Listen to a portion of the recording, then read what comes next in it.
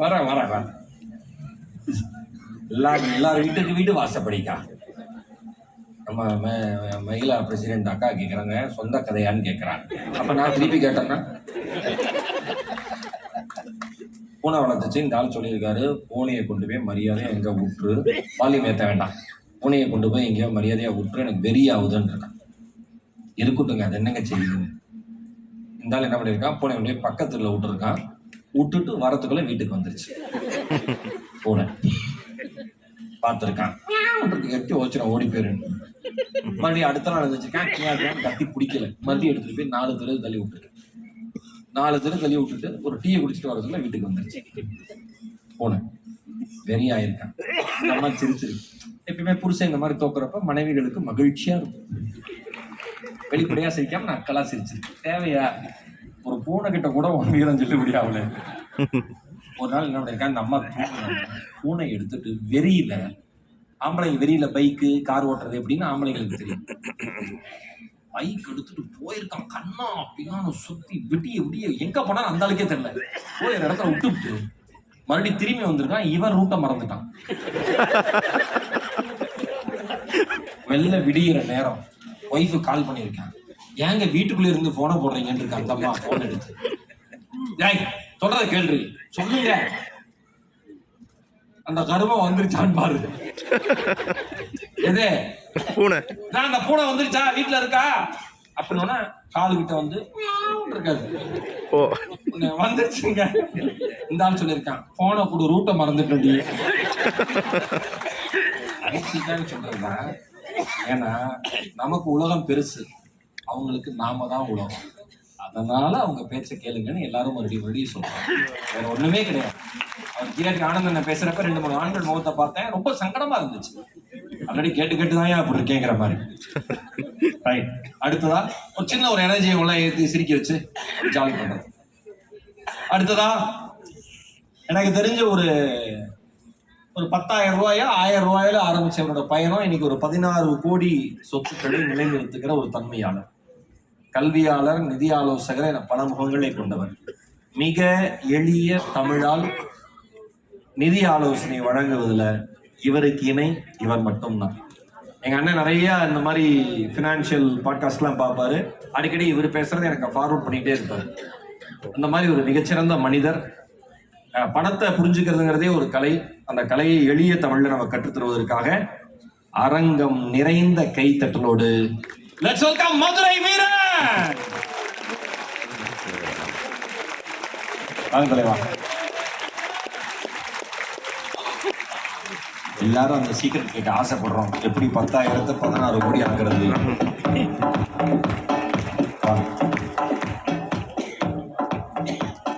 இந்த கடன் வாங்கிட்டு தராம போயிடுறாங்கல்ல, அவனுக்கு எப்படி தப்பிக்கிறதுன்னு எனக்கு சொல்லுங்க.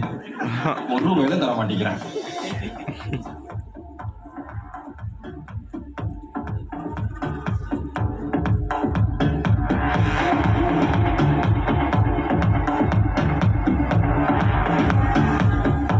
ஓகே, மைக் செட் பண்ணி கொடுத்தாரு. முதல்ல கேட்டாரு, வாழ்க்கையில நேர்மை எத்திக்ஸ் ரொம்ப முக்கியம்னு சொன்னார். ஒரு ஆபீஸ்ல போய் லஞ்ச ஒழிப்புத்துறை அதிகாரிகள் சோதனை பண்ணியிருக்காங்க. அந்த ஆபீஸ்ல லஞ்சம் அதிகமா வாங்குறாங்கன்னு. அந்த ஆபீஸ்ல இருக்கிற பியூனை கூப்பிட்டு, உங்க ஆபீஸ்ல யார் யாரெல்லாம் லஞ்சம் வாங்குவாங்கன்னு கேட்டிருக்காங்க. அதுக்கு அந்த பியூன் சொல்லியிருக்காரு, சொன்னா எவ்வளவு தருவீங்கன்னு இருக்காரு. இருந்தாலும் அங்கேயே சேர்த்து போன. நம்ம ஊர்ல நேர்மைப்படுற பாடு இருக்கு பாருங்க, அசாத்தியம். எதுக்கு இந்த மாதிரி ஆங்கர்லாம் கூப்பிடுறாங்கன்னு நினைக்கிறீங்க? இப்படி கேப் ஃபில் பண்ணதான். இவ்வளவு பேர் அறிமுகப்படுத்திருக்கேன். காலைல இருந்து 8 மணில இருந்து ஒருத்தர் கூட என்ன அறிமுகப்படுத்தல சார்.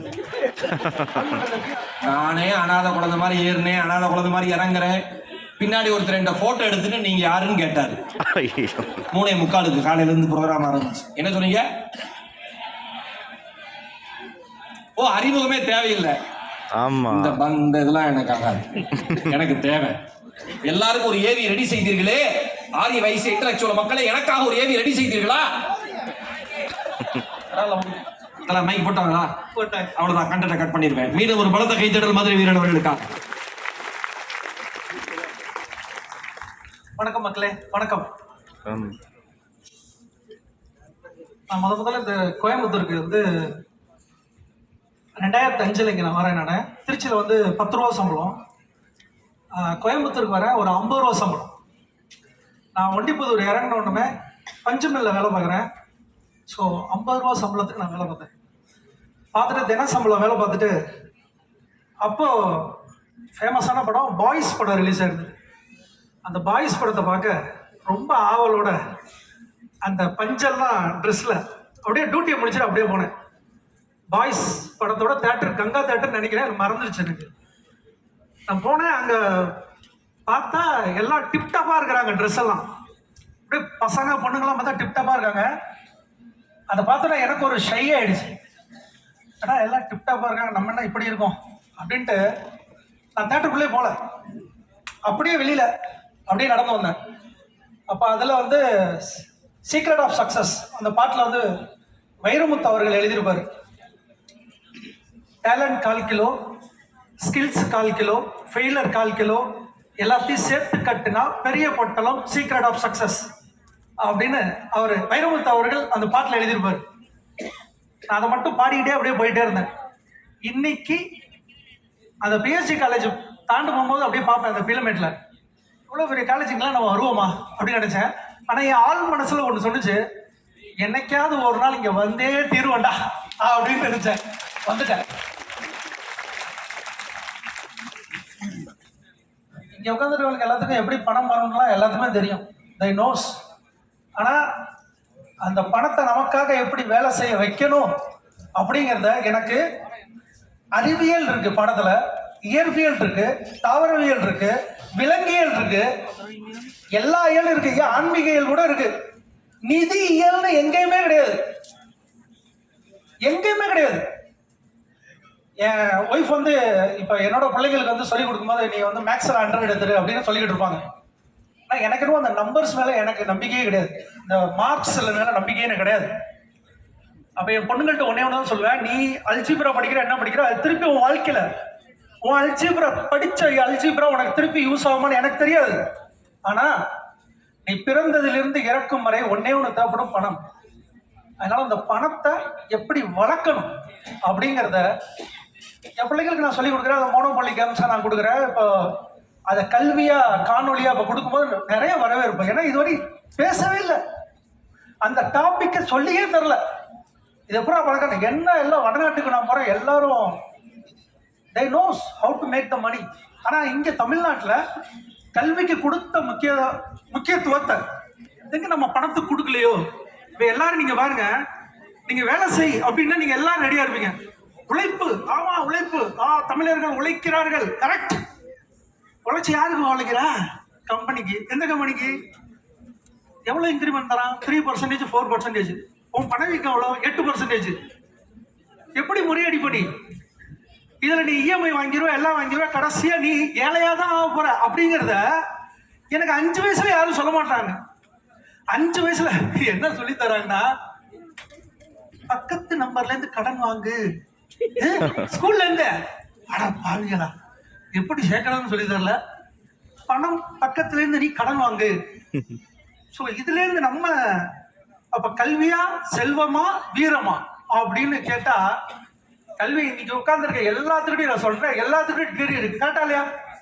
எல்லாத்துக்கிட்டையும் டிகிரி இருக்கு, கரெக்ட். இன்னைக்கு செல்வம் எல்லாரோட அக்கௌண்ட்லயும் ஒரு அட்லீஸ்ட் ஒரு 10 லட்சமா இருக்கா அப்படின்னு கேட்டா பாத்துருவோமா? ஒரு 10 லட்சத்துக்கு மேல இருக்கிறவங்க கை தூக்குங்க.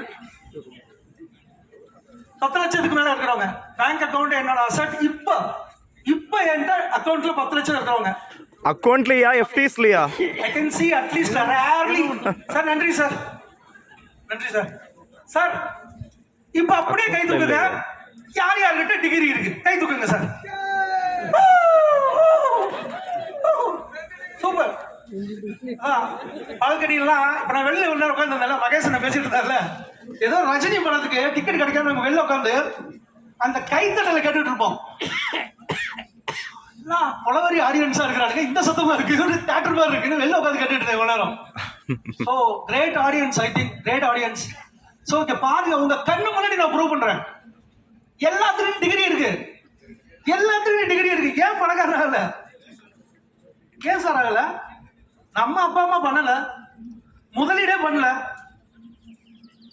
சார் நேத்தி கூட உட்காந்து இப்போ நம்ம தமிழக அரசு கூட பார்த்தீங்கன்னா குலசேகரப்பட்டினத்தில் வந்து ஸ்பேஸ் ரிலேட்டட் வந்து மேனுஃபேக்சரிங் பிளான்ட்டுக்கு ஒரு போட்டிருந்தாங்க.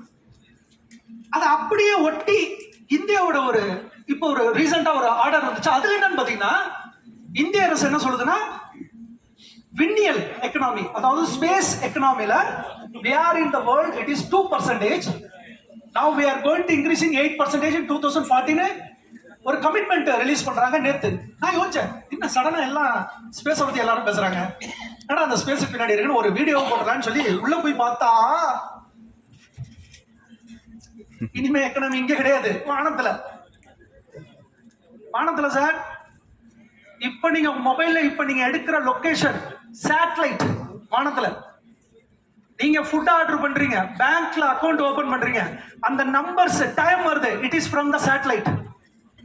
உலகத்துல ஏவுகணை வந்துச்சுன்னா இது வருதுன்னு சொல்லி ரேடாரை கரெக்ட் பண்றது சேட்டலைட். உலகத்துல அடுத்து டேட்டா சென்டரை கொண்டு போய் வைக்கணுங்கிறான் எலான் மஸ்க். நேத்து பாக்குறேன் சோலார் ஸ்டாக்ஸ் எல்லாம் 15% இருந்து இடிக்குது. எல்லாரும் தமிழக அரசு சொல்லுது, இந்திய அரசு சொல்லுது, எல்லாரும் ஸ்பேஸ் மேல என்னடா புதுசா கொண்டாடுறாங்கன்னு பார்த்தா ஸ்பேஸ்ல தான் இனிமே வந்து ஃபியூச்சர். ஏன்னா ஸ்பேஸ்ல இனிமே நிலங்களை ஆக்கிரமித்தது, நாடுகள் எல்லைகளின் மீது ஆக்கிரமித்தது, ஒரு போர் தொடுத்தது. இனி வானில் தான் போராட்டம், வானத்துல தான் இனிமே போராட்டம். So economy further we should think. யாரெல்லாம் இங்க ஜென்சி பசங்களா இருக்கியோ, நீ மொபைலை யூஸ் பண்றியா, நீ ஃபுட் ஆர்டர் பண்றியா, you are also consumer for space economy. விண்ணியல் பொருளாதாரத்துக்கு உலகம் போயிட்டு இருக்கு. நம்ம தயாராக வேண்டிய கட்டாய சூழ்நிலை. ஒரு கிலோ வந்து ஸ்பேஸுக்கு வந்து ஒரு பொருள் அனுப்புறதுக்கு அன்னைக்கு வந்து நம்ம சொல்லுவாங்க ஷட்டில் வெளியே அனுப்பிச்சாங்க. $54,000 ஒரு கிலோ வானுக்கு அனுப்புறதுக்கு. அதுக்கப்புறம் ஃபால்கன் 9 வந்து எலான் மஸ்க் கொண்டாந்தான், $2,500. இப்போ ஸ்டார்ஷிப் அப்படின்னு சொல்லி $100 விண்ணுக்கு ஏத்துறான் ஒரு கிலோ. அப்ப ஃபியூச்சர்ல வந்து என்னென்ன இருக்குது, ஃபியூச்சர்ல கிட்டத்தட்ட நான் அப்படியே படிக்கிறேன், நேற்று ஃபுல்லா எல்லாத்தையும் உட்காந்து படிச்சா 38 தொழில்கள் ஸ்பேஸ் எக்கனாமில இருக்கு. But whether we are investing, no, we are just consumer. எத்தனை பேர்த்து நீங்க ஐபோன் இருக்கு? IPhone sir, No. ஐபோன் இத்தனை பேர் ஐபோன் வச்சிருக்கோம். we are work for Americans. Can you tell me any Indian product? World people, everybody using the any Indian product. Can you tell me any product? Google எல்லாரும் use பண்ணோமா? காலையில use பண்ணோமா sir? Google use பண்ணோமா? Email listed in America. Sir KFC சாப்பிடுறோமா? listed in America. Sir Pepsi குடிக்கிறீங்களா? listed in America. Coke குடிக்கிறீங்களா sir? listed in America.